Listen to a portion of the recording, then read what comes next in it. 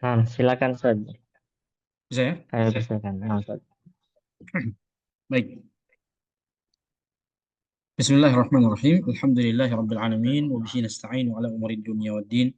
Wassalatu wassalamu ala asyrafil anbiya'i wal mursalin nabiyina Muhammadin wa ala alihi wa sahbihi ajma'in. Amma ba'd. Para pemirsa dimanapun Anda berada, alhamdulillah kita bersyukur kepada Allah Subhanahu wa taala bisa berjumpa kembali di malam yang mubarakah ini untuk sama-sama kita mempelajari agama Allah Subhanahu wa taala dan bisa mengambil manfaat dari hadis Rasulullah Sallallahu Alaihi Wasallam yang akan kita jadikan sebagai pengantar malam ini. Hadis yang kami maksud adalah hadis yang diriwayatkan Imam Ahmad, Imam Tabrani dan Imam Hakim dan beberapa ulama yang lainnya yang dihukumi oleh para ulama hadis dengan hadisun hasan li ghairihi. Hadis yang hasan dengan tema tentang permisalan seorang mukmin bagaikan seekor lebah. Dari Abdullah bin Amr bin As, beliau telah mendengarkan Rasulullah Sallallahu Alaihi Wasallam bersabda, "Walladzi nafsu Muhammadin biyadihi, demi jiwa yang demi zat ya Allah Subhanahu Wa Taala yang jiwa Muhammad Sallallahu Alaihi Wasallam berada dalam kekuasaannya. Inna mathalal mu'min, sesungguhnya permisalan seorang mukmin kamathalin nahlah, bagaikan seekor lebah. Akalat thayyiban, lebah itu makanannya adalah yang baik-baik. Wa wadha'at thayyiban, dan dia mengeluarkan, menghasilkan pula yang baik-baik.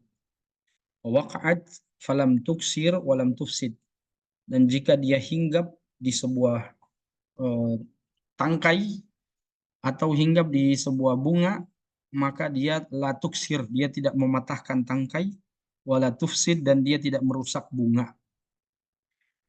Hadis ini, jika kita melihat pelajaran-pelajaran yang terkandung di dalamnya, dimulai dengan sumpah Nabi Shallallahu Alaihi Wasallam, "Waladzi nafsu Muhammadin biyadihi", demi jiwa yang demi zat yang jiwa Muhammad berada di tangannya. Ini menunjukkan akan pentingnya tema yang akan disampaikan oleh Rasulullah Shallallahu Alaihi Wasallam berikutnya. Dan tema yang disampaikan oleh Rasulullah adalah permisalan seorang mukmin itu bagaikan lebah.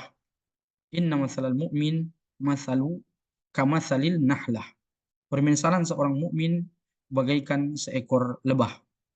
Permisalan yang dimaksud di sini adalah permisalan eh, apa? Kemanfaatan. Permisalan kemanfaatan. Sebagaimana manfaat yang ditumbuhkan oleh lebah, dikeluarkan oleh lebah, demikianlah seharusnya manfaat yang dihasilkan oleh seorang mukmin. Kemudian Rasulullah Shallallahu Alaihi Wasallam menyebutkan akalat thayyiban, lebah itu makannya adalah makanan yang baik-baik. Dia mengkonsumsi saripati bunga. Ya, mungkin Ustaz Abu Yahya bisa diturunkan ke bawah. Dia memakan dari saripati bunga. Rasulullah Shallallahu Alaihi Wasallam menjelaskan bahwasannya makanan lebah itu adalah makanan yang bersih, higienis, halal, yang baik.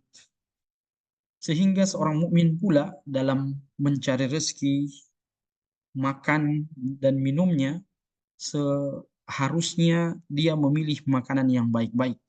Dia meminum adalah minuman yang baik-baik. Dia mengkonsumsi konsumsi yang baik-baik sebagaimana seekor lebah. Hal itu demi kesehatan jasmani seorang mukmin, karena sehatnya tubuh seorang mukmin maka dia pun akan giat dalam ibadahnya kepada Allah Subhanahu wa taala. Dalam Al-Qur'an surah Al-Baqarah 168, Allah Subhanahu wa taala mengatakan, ya ayuhan nas kulu mimma fil ardi halalan thayyiba, wahai sekalian manusia, makanlah apa yang ada di muka bumi yang halal dan yang baik. Halalan thayyiba, jadi tidak hanya cukup yang halal, tapi juga seorang mukmin hendaknya memilih yang thayyiban, yang bergizi, yang higienis, sebagaimana seekor lebah yang meminum saripati bunga. Kemudian kita hanya percepat saja. Yang kedua adalah wawadha'at thayyiban. Permisalan kemanfaatan seorang mukmin dengan seekor lebah adalah tidaklah dia menghasilkan sesuatu kecuali yang baik-baik. Lebah kita tahu menghasilkan madu dan propolis. Madu sebagai minuman yang manis, propolis sebagai obat untuk berbagai macam penyakit. Maka sesuatu yang dapat menyehatkan tubuh, sesuatu yang dapat memberikan kesegaran pada tubuh, seharusnya seorang mukmin seperti itu. Dalam segala tindakan-tindakannya, segala ucapan yang terlontar dari lisannya, semua karya-karya yang dihasilkannya, nasihat-nasihat dan jejak-jejak perbuatannya, sebaiknya memberikan kebaikan bagi sesama manusia.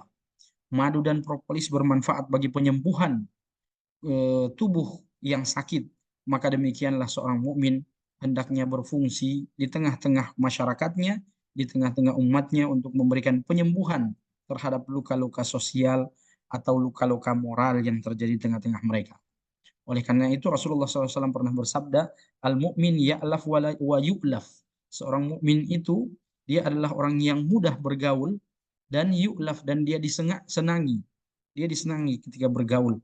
Wala khaira fiman la ya'laf wala yu'laf. Tidak ada kebaikan pada seseorang yang tidak suka bergaul dan dia juga tidak disenangi. Kemudian di akhir hadis tersebut Rasulullah mengatakan wa khairun nas anfa'uhum linnas. Sebaik-baik manusia adalah yang paling banyak manfaatnya bagi manusia yang lain. Kemudian permisalan yang terakhir, permisalan yang ketiga, seorang mukmin hendaknya mengambil pelajaran dari seekor lebah, yaitu waqa'at falam tuksir walam tufsid. Jika dia hinggap, jika lebah itu hinggap di sebuah tangkai, dia tidak mematahkan tangkai. Jika dia hinggap di sebuah bunga, maka dia tidak merusak bunga. Dia tidak merugikan dan tidak merusak apapun. Lebah sangat berhati-hati ketika dia hinggap di sebuah bunga. Dia tidak merobek daun apapun, tidak mengotori tempat tersebut, dan ini semua menggambarkan sikap lembut seorang mukmin hendaknya ketika dia bersama dengan mukmin yang lain. Ketika dia berada di dalam keluarga, dia sangat lembut. Ketika dia berada di tengah-tengah masyarakat, dia sangat berhati-hati untuk menjaga perasaan-perasaan orang lain. Ketika dia berada di tengah-tengah komunitasnya, dia selalu berinteraksi dengan interaksi yang tidak mematahkan hati orang yang mendengarkannya. Seorang mukmin tidak membuat kerusakan di muka bumi, sebagaimana lebah tidak membuat kerusakan pada daun-daun yang dihinggapinya atau bunga-bunga yang dihinggapinya. Segala ucapan, segala perbuatan, kebijakan-kebijakan, jika dia sebagai seorang pemimpin, dia mengambil kebijakan, namun kebijakannya tidak ada unsur-unsur kezaliman di dalamnya. Oleh karena itu, Rasulullah SAW bersabda tentang hakikat seorang mukmin adalah man kana yu'minu billahi wal yawmil akhir fala yu'zi jarahu. Orang yang sempurna keimanannya adalah yang tidak mengganggu tetangganya. Wa man kana yu'minu billahi wal yawmil akhir falyukrim dhaifahu. Tanda-tanda seorang mukmin yang sempurna imannya adalah ketika dia sanggup memuliakan tamunya. Wa man kana yu'minu billahi wal yawmil akhir falyaqul khairan aw liyasmut. Barang siapa yang beriman kepada Allah dan hari akhir, sungguh-sungguh dalam keimanannya, maka yang terlontar dari ucapannya adalah ucapan-ucapan kebaikan. Kalau dia tidak sanggup berucap kebaikan, maka yasmut, dia cukup untuk diam, menutup lisannya agar tidak terlontar kalimat yang merusak atau bisa merugikan dirinya, keluarganya, bahkan bisa merugikan negara dan bangsanya. Ini kurang lebih beberapa poin-poin penting yang bisa kita ambil. Ya, bagian terakhir, lebah itu tidak menyengat kecuali jika dia diganggu. Lebah hanya akan menyengat jika dia disakiti.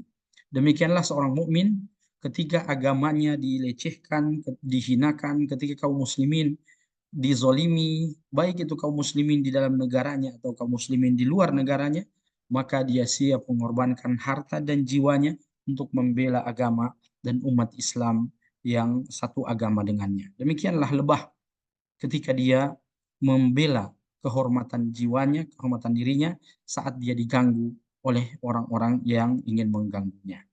Ya, itu mungkin sebagai pengantar dalam di awal tanya jawab kita.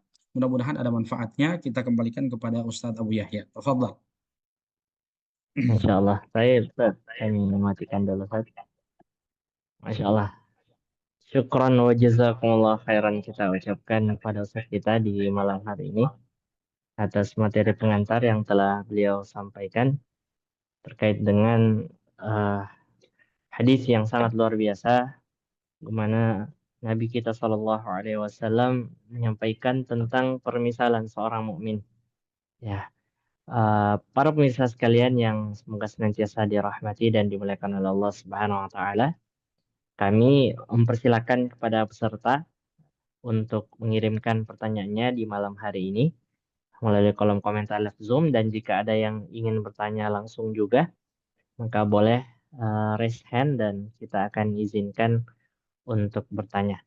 Ya, kita buka dulu pertanyaannya mungkin Ustaz, terkait dengan Ya, hadis yang kita bacakan tadi. Uh, Pertanyaannya Ustaz, apakah tercela dalam Islam seorang yang dalam kehidupan itu Ustaz minim kontribusi? Ya, artinya hanya fokus kepada dirinya sendiri dan kurang memberikan manfaat kepada orang lain. Bagaimana Islam memandang dalam hal ini, Ustaz? Barakallahu fikum. baik. Bismillah. Apakah orang seperti itu yang kurang kontribusinya dalam agama, kurang manfaatnya di dalam bermasyarakat dan bernegara, apakah dia ini orang yang tercela atau gimana? Kita katakan bahwasannya Allah Subhanahu wa taala berfirman, pada asalnya semua manusia itu adalah mulia. Walaqad karramna bani Adam. Sungguh kami telah menciptakan anak cucu Adam dengan kemuliaan. Kami telah memuliakan mereka. Tugas manusia di atas muka bumi sebagai khalifah adalah tugas yang mulia, sehingga Allah Subhanahu wa taala saat berdiskusi dengan para malaikat, ini wa idz qala rabbuka lil malaikati inni ja'ilun fil ardi khalifah. Ternyata Allah tidak membiarkan manusia itu tanpa bekal saat dia menjadi khalifah di atas muka bumi, namun Allah memberinya bekal dengan ilmu. Wa 'allama Adam al-asma'a kullaha. Allah mengajarkan Adam, atau Allah membekali Adam itu dengan bekal ilmu. Artinya pada dasarnya manusia yang hidup di muka bumi ini mengemban beban sebagai seorang khalifah di atas muka bumi. Dengan beban ini maka dia menjadi mulia. Namun di saat dia tidak melaksanakan tugas sebagai khalifah itu, dia tidak melaksanakan tugas sebagai khalifah, dia tidak mengambil ilmu sebagai bekal yang Allah Subhanahu wa taala sediakan, padahal Allah Subhanahu wa taala sudah memerintahkan di dalam firman yang pertamanya, Iqra bismi rabbikal ladzi khalaq. Iqra, bacalah, tuntutlah ilmu, kurang lebih begitu maknanya. Observasilah, lakukanlah penelitian dan sebagainya.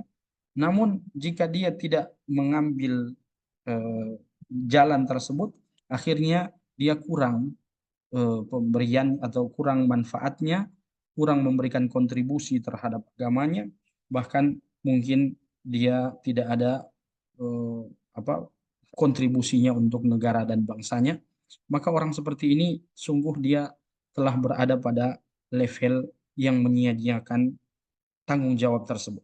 Dia berada pada level yang menyia-nyiakan tanggung jawab tersebut. Dan Allah Subhanahu wa taala dalam Al-Qur'an Karim juga telah mengklasifikasikan manusia menjadi tiga bagian. Ada yang sabiqun bil khairat, ada yang bersegera dalam melakukan kebaikan, wa minhum muqtasid, dan ada juga yang pertengahan, dan ada juga yang memang sama sekali tidak ingin memberikan kontribusi apapun untuk umat dan bangsanya, maka dia juga termasuk orang yang dipandang tidak baik di dalam agama ini, sehingga Allah Subhanahu wa taala mengingatkan kepada kita untuk selalu menjadi manusia yang bermanfaat bagi manusia yang lain di banyak ayatnya. Dan Rasulullah juga telah bersabda tadi dalam hadis yang kita sebutkan, yang diriwayatkan Imam Tabrani, khairun nas anfa'uhum linnas. Sebaik-baik manusia adalah yang paling banyak manfaatnya bagi manusia yang lain. Wallahu taala a'lam. Baik, Masya Allah, syukran wa jazakumullah khairan Ustaz atas jawabannya. Ya, semoga Barakallahu. kita mengambil faidah dari jawaban Ustaz kita tadi. Baik, Ustaz, kita ke pertanyaan berikutnya. Sudah ada banyak yang masuk di kolom komentar live Zoom. Ya. Pertama dari Ummu Naurah. Izin bertanya, Ustaz, bagaimana sikap kita terhadap saudara muslim yang zalim kepada kita, Ustaz?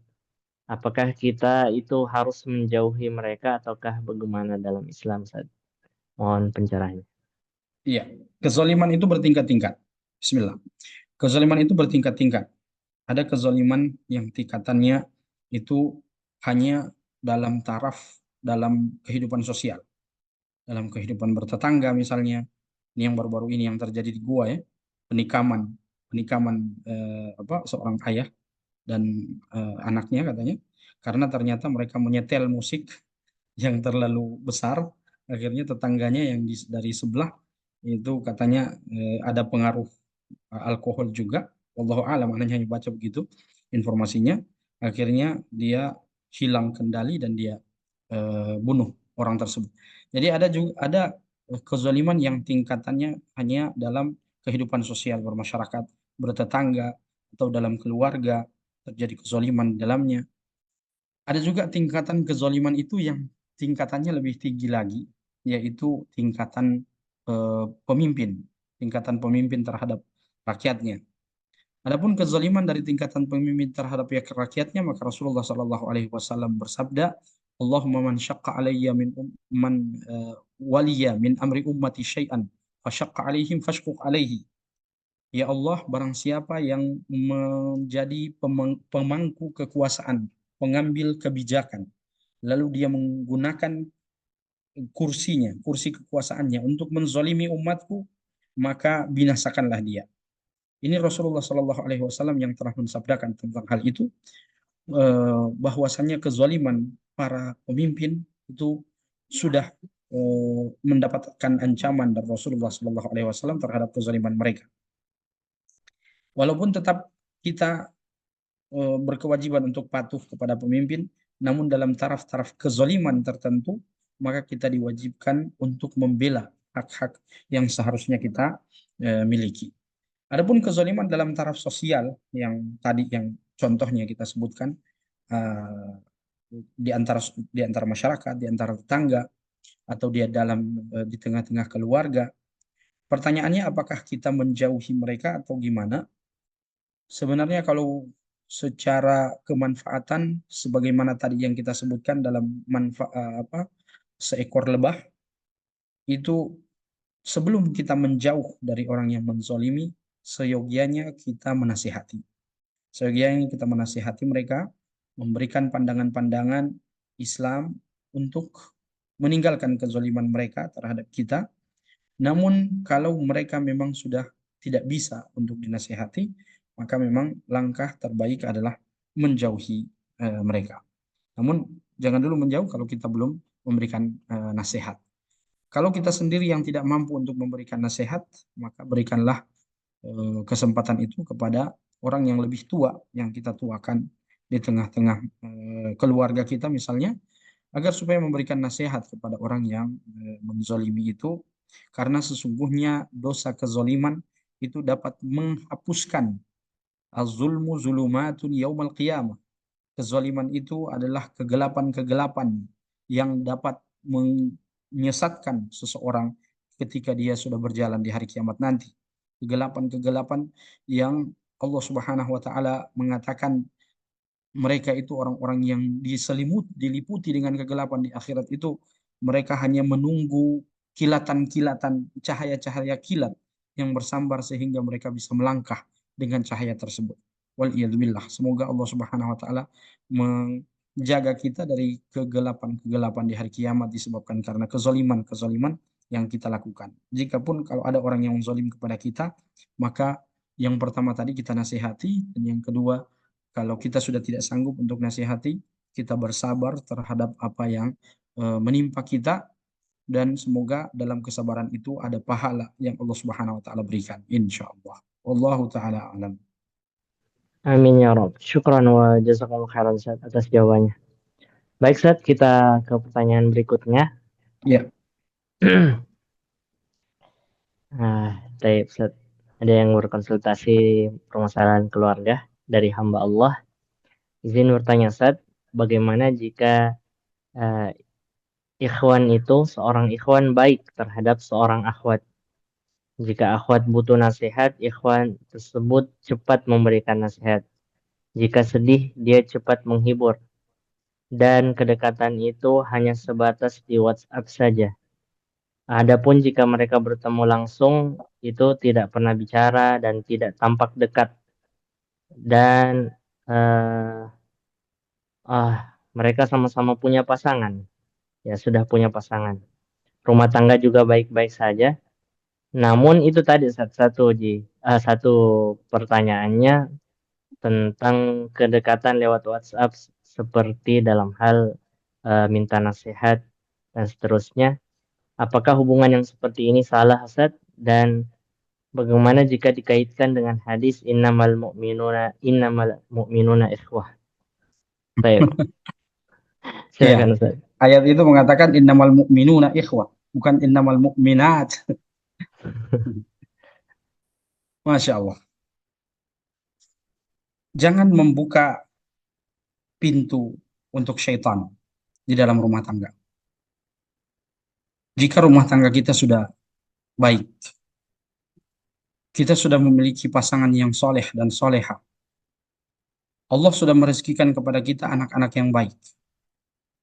Manfaatkan keberadaan mereka untuk menggapai surga Allah Subhanahu wa taala. Jangan lagi buka pintu masuknya syaitan di dalam rumah tangga yang sudah Allah rezekikan itu.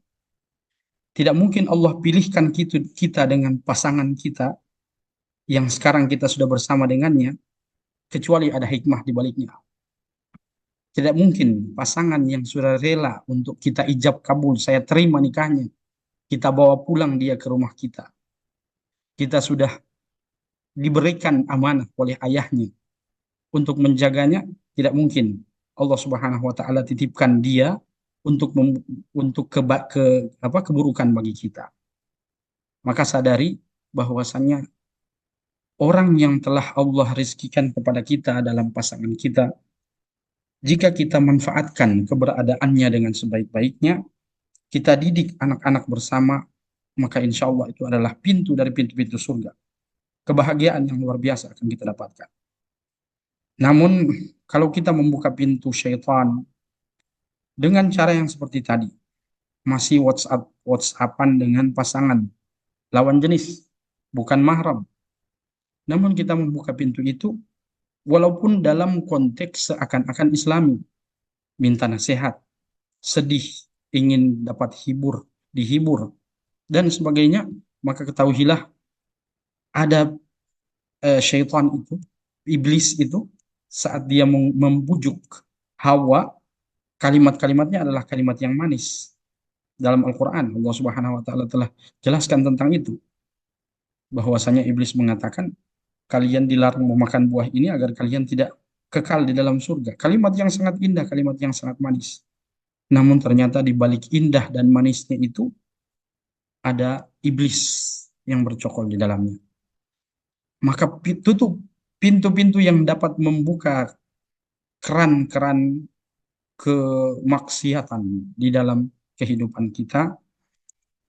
Sadari, tanamkan di dalam hati bahwasannya pasangan yang bersama dengan kita ini adalah pasangan yang sebaik-baiknya yang Allah pilihkan dalam hidup kita.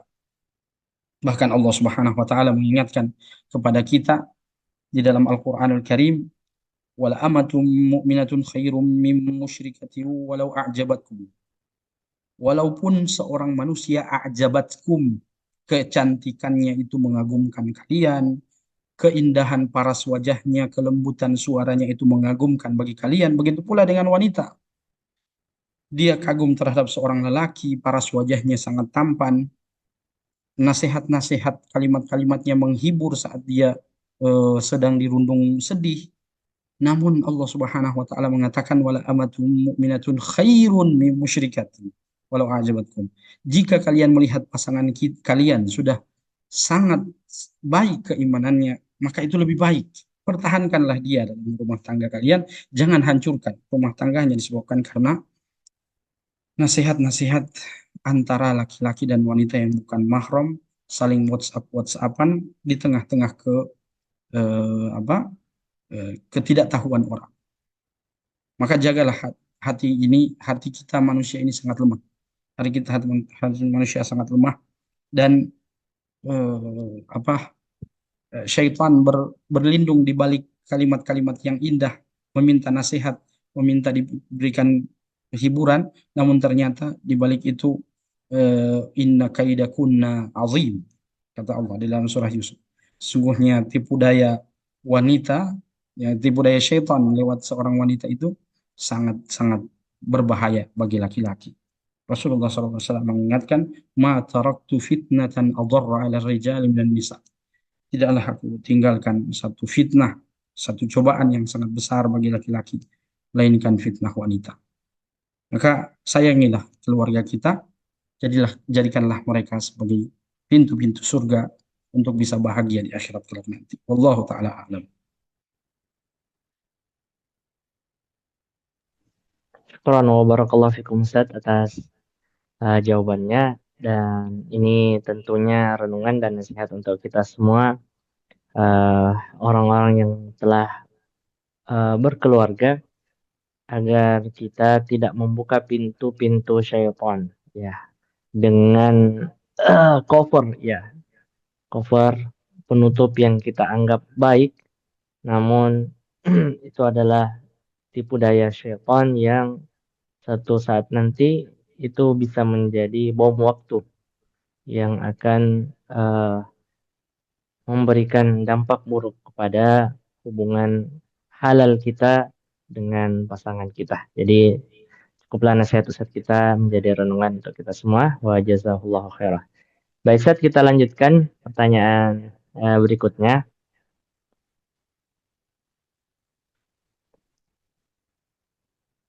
Baik, kami ingatkan kepada peserta yang baru bergabung, silakan bagi yang ingin mengirimkan pertanyaan, silakan dikirimkan melalui kolom chat Zoom, dan jika ada yang mau bertanya langsung juga silakan raise hand. Barakallahu fikum.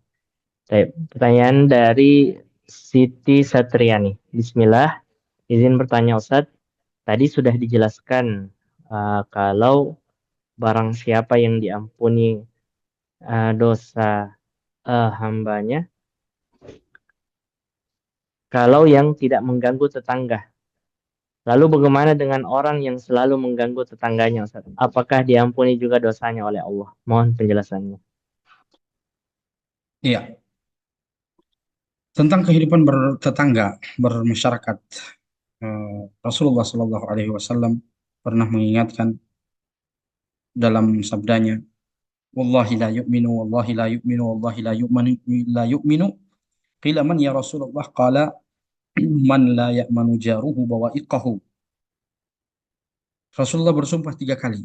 Demi Allah tidak sempurna keimanan orang itu. Demi Allah tidak sempurna iman orang itu. Rasulullah mengatakan, para sahabat bertanya, siapakah orang itu wahai Rasulullah? Rasulullah mengatakan, yaitu seorang yang tidak aman, tidak nyaman dari gangguan tetangganya. Maka gangguan tetangga yang dapat mengganggu tetangga di sampingnya, terkadang tetangganya punya anak kecil, namun dia dengan suaranya atau dengan setelan musiknya di tengah malam atau di waktu yang harusnya orang beristirahat, dia menyetel musiknya. Dia mengganggu orang yang seharusnya memberikan kenyamanan dalam kehidupan ini, namun ternyata mereka memberikan kebisingan dalam kehidupan bertetangga. Maka sesungguhnya hal seperti ini dapat masuk dalam kezaliman tadi yang kita sebutkan. Az-zulmu zulumatun yaumal qiyamah. Ittaquz zulma fa inna zulma zulumatun yaumal qiyamah.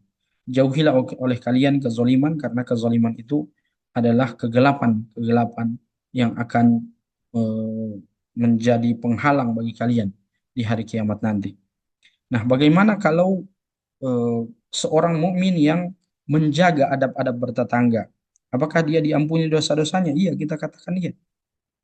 Selama seorang mukmin menjaga dirinya dari ketidakzaliman, dia menjaga diri untuk tidak zalim, dia menjaga diri untuk tidak minum khamar, dia menjaga diri untuk tidak merokok, dia menjaga diri untuk tidak berzina dan sebagainya, maka pahala meninggalkan dosa itu pun berjalan baginya. Karena dalam dalam syariat kita ada yang namanya amalul fi'il, ada yang namanya amalut tark. Amalan-amalan yang pahalanya didapatkan dengan kita melakukannya. Seperti sholat kita melakukan, puasa kita melakukan, haji, umrah kita lakukan. Ada juga amalut tark, amalan yang kita dapatkan pahalanya dengan meninggalkannya. Allah Subhanahu wa taala firmankan tentang al-khamr, ya ayyuhalladzina amanu, innamal khamru wal maisir wal ansabul azlamu rijsun min amali syaitan fajtanibuh. Wahai orang-orang beriman, sesungguhnya minuman keras, berjudi, mengundi nasib dan sebagainya itu adalah perbuatan syaitan, maka tinggalkanlah ini. Nah, dalam meninggalkan perbuatan tersebut, itu kita mendapatkan pahala. Jadi seorang tetangga selama dia menjaga dirinya dari tidak mengganggu, tidak menzalimi tetangganya, selama itu pahala untuk meninggalkan kezaliman terhadap tetangga, itu pun berjalan. Nah, kalau ditanya apakah tetangga yang mengganggu tetangganya itu juga dapat ampunan, nah itu tinggal dilihat apakah tetangganya itu minta ampun, bertobat dari perbuatan dosanya, dari kezolimannya terhadap tetangga atau tidak. Kalau dia sempat bertobat sebelum dia mati, dia meninggal, maka Allah Ghafurun Rahim. Allah Maha Pengampun terhadap dosa-dosa hambanya. Namun kalau dia tidak sempat bertobat, maka di akhirat nanti itulah yang akan menjadi kegelapan-kegelapan di hari kiamat nanti. Wallahu ta'ala a'lam. Baik, syukran Ustaz. Semoga dipahami oleh penanya kita tadi jawaban dari Ustaz kita. Barakallahu fikum. Barakallahu. Kita ke pertanyaan berikutnya Ustaz. Ya, Dari peserta atas nama Mulyani, izin bertanya eh, terkait dengan hadis sebaik-baik manusia adalah yang paling banyak manfaatnya kepada sesama. Pertanyaannya Ustaz, bagaimana cara supaya seseorang bisa lebih banyak bermanfaat kepada orang lain jika orang tersebut pergaulan dan kehidupan sosialnya itu terbatas. Misalnya dia hanya sebagai ibu rumah tangga saja yang kehidupannya terbatas pada urusan rumah tangga. Mohon nasihatnya, Ustaz. baik. Dalam sabda Nabi SAW diriwayatkan oleh Imam Tabrani dalam kitab Al-Mu'jam Al-Awsat, khairun nas anfa'uhum linnas. Sebaik-baik manusia adalah yang paling banyak memberi manfaat bagi sesama manusia yang lain. Kemanfaatan itu bertingkat-tingkat. Ada yang manfaatnya itu tingkat negara. Nabi Sulaiman alaihi salam manfaatnya dia sebagai raja, maka tingkatannya adalah tingkatan negara. Nabi Yusuf alaihi salam kemanfaatnya manfaat negara karena beliau adalah seorang perdana menteri Mesir waktu itu, dan dirasakan bagaimana beliau bisa mengatur perekonomian Mesir yang di dililit oleh krisis pangan saat itu, namun mereka bisa melewati krisis pangan selama 7 tahun dengan perencanaan ekonomi yang sangat luar biasa. Jadi kemanfaatan itu bertingkat-tingkat. Ada juga kemanfaatan yang tingkatnya adalah eh, daerah, provinsi misalnya. Ada juga kemanfaatan yang tingkatnya lebih di bawah dari itu, yaitu dalam sekolah, seorang pemimpin sekolah misalnya, kepala sekolah atau direktur dan sebagainya dalam sebuah perusahaan, jika dia memberikan kemaslahatan bagi pegawai-pegawainya, seorang direktur. Jika seorang kepala sekolah memberikan kemanfaatan, kemudahan bagi guru-guru yang berada di sekolahnya, maka itu adalah satu kebaikan yang dia termasuk dari orang-orang yang sangat baik dalam pandangan Allah Subhanahu wa taala. Kan dalam hadis yang lain Rasulullah SAW mengatakan ahabbun nasi ilallah anfa'uhum linnas. So, orang yang sangat dicintai oleh Allah Subhanahu wa taala adalah yang paling banyak memberikan kemanfaatan di sesama manusia. Nah, kalau pertanyaannya tadi bagaimana kalau saya hanya sebagai seorang ibu rumah tangga, adakah kemanfaatan yang bisa saya sampai pada derajat khairun nas itu, sebaik-baik manusia? Kita katakan level seorang ibu adalah level yang sangat mulia. Level seorang ibu saat dia menjadi guru pertama bagi anak-anaknya, al-madrasatul ula, guru dalam akhlak bagi anak-anaknya, guru dalam adab bagi anak-anaknya, kesopan santunan seorang ibu saat dia bersama dengan anak-anaknya, yang itu akan menjadi momen-momen yang sangat berharga bagi umur seorang anak yang masih belia. Semua mufradat-mufradat atau kalimat-kalimat yang terlontar dari lisan seorang ibu itu yang akan di copy paste, yang akan di copy oleh seorang anak dalam tutur katanya. Oleh karena itu, kalau seorang ibu yang tutur katanya lembut, kalimat-kalimatnya terukur, tidak terucap kalimat-kalimat kotor, maka yang akan terlahir adalah seorang anak yang terdidik dengan kalimat-kalimat lembut, tutur kata yang sopan santun. Sebaliknya, seorang ibu yang tutur katanya kasar, perangainya itu keras, lalu bentakan-bentakan di dalam rumahnya itu sangat sering terjadi, maka di saat itu anaknya pun akan ter terpengaruh dengan akhlak seorang ibu. Sehingga kita katakan, jika Anda menjadi seorang ibu rumah tangga, manfaat yang sangat besar dapat Anda hasilkan. Kemanfaatan yang bisa Anda berikan kepada anak-anak Anda adalah kemanfaatan yang bisa jadi anak itu akan menjadi anak yang soleh, bisa jadi anak itu akan menjadi anak yang bermanfaat di tengah-tengah umatnya lewat pendidikan Anda, wahai ibu.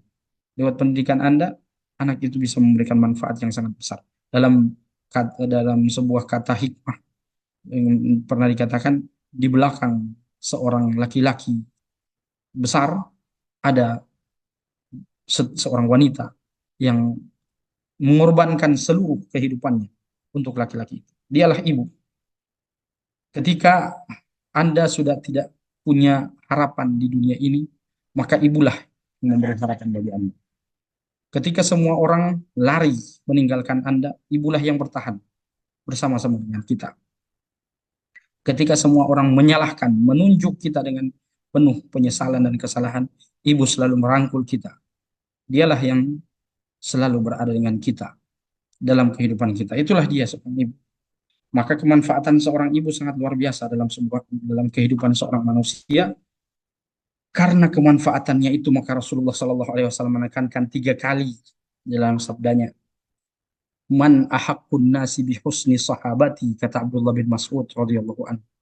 Siapa manusia yang paling layak untuk aku hormati dan aku berbakti kepadanya? Rasulullah mengatakan, ummuka, ibumu. Pertanyaannya diulang, summaman. Kemudian siapa lagi? Rasulullah mengatakan, ummuka, ibumu. Qala summaman, 3 kali diulang. Siapa lagi? Ummuka. Lalu yang ketiga, baru abuka. Setelah itu baru ayahmu. Sangat besar peran seorang ibu, walaupun dalam pandangan manusia dia hanya seorang ibu rumah tangga.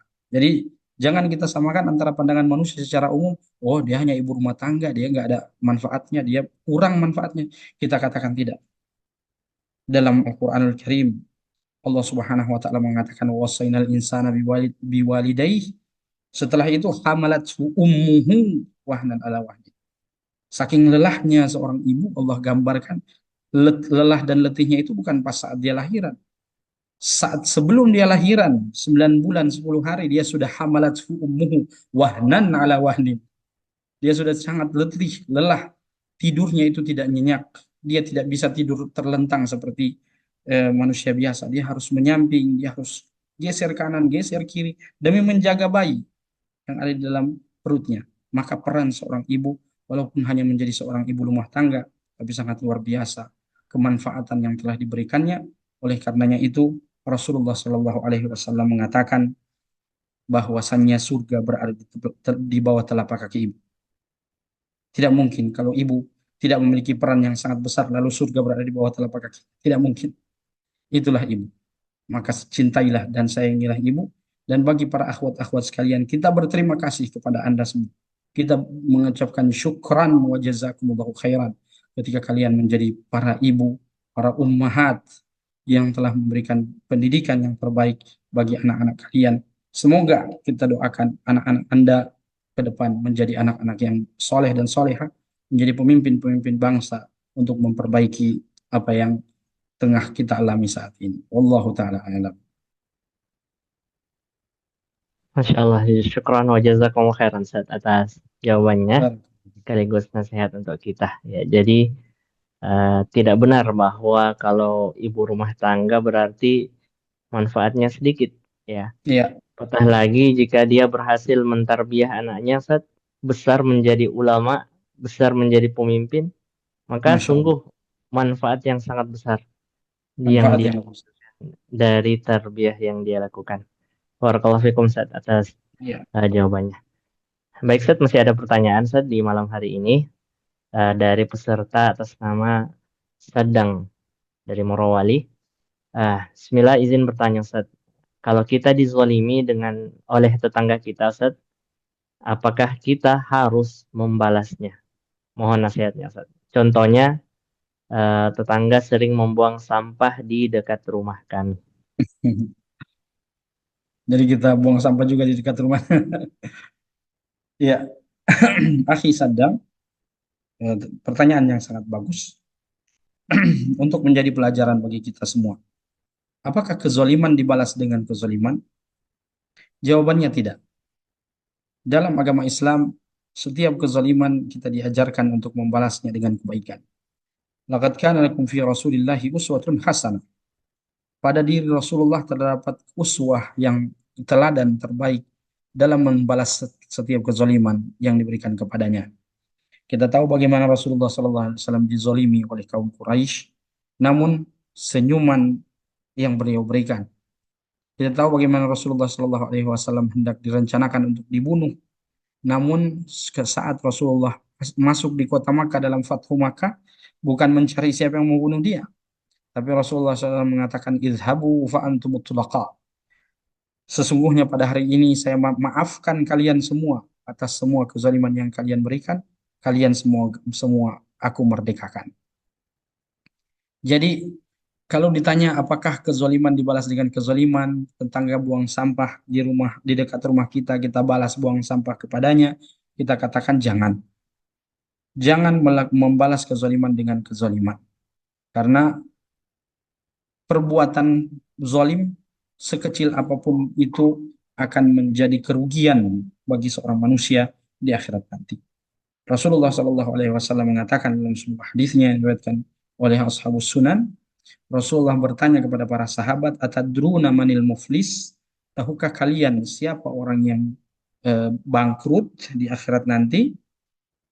Qalu al-muflisu fina man la dirham lahu wa la mata'. Sesungguhnya orang yang bangkrut di akhirat nanti kata para sahabat yaitu orang yang gagal dalam bisnisnya, tidak ada dinar dan dirhamnya. Maka Rasulullah mengatakan al-muflis, orang yang bangkrut itu sebenarnya adalah dia adalah orang yang ata bihasanatin, kasolatin wa siyamin wa zakatin. Dia datang di hari kiamat dengan pahala sholat, dengan pahala puasa, dengan pahala zakat, dan berbagai macam pahala-pahala kebaikan yang dibawanya. Namun waqad syatama hadza wa daraba hadza wa akhadha mala hadza.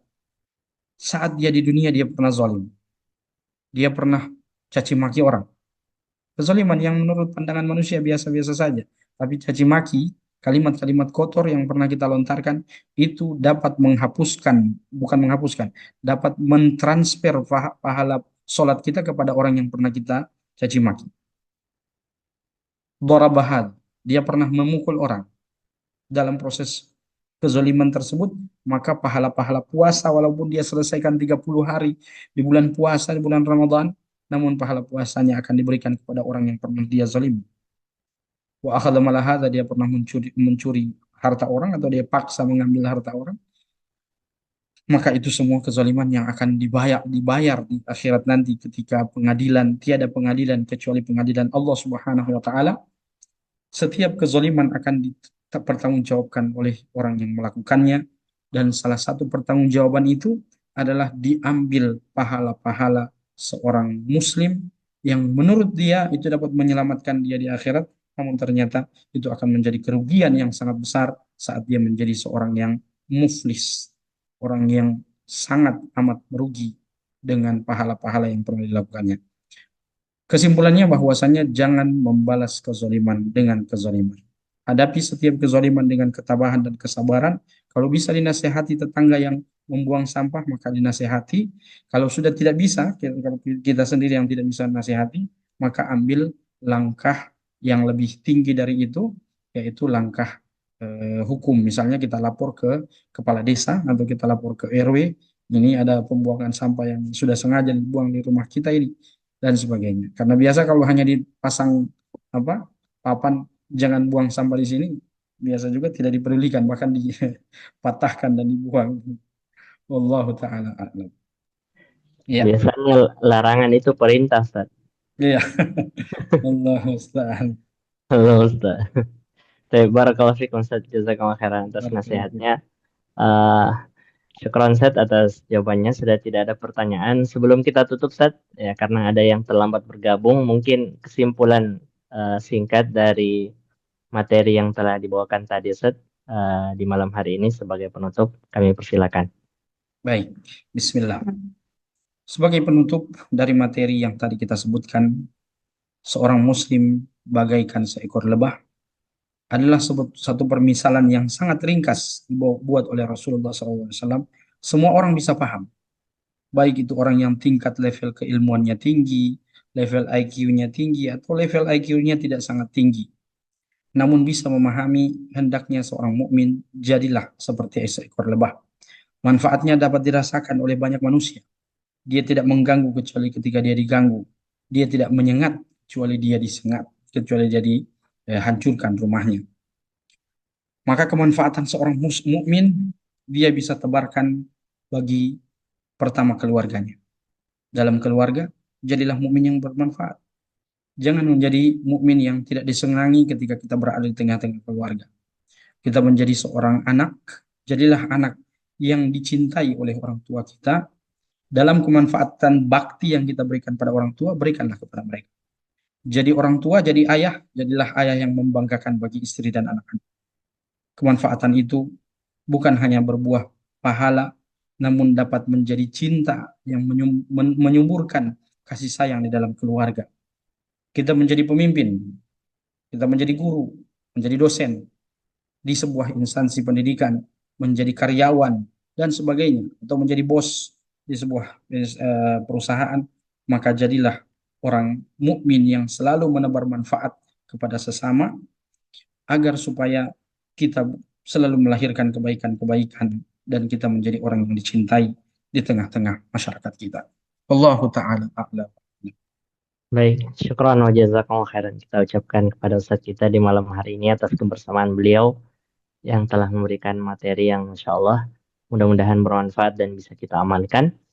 Dan Amin. semoga apa yang telah beliau sampaikan menjadi pemberat timbangan amal kebaikan beliau di akhirat kelak.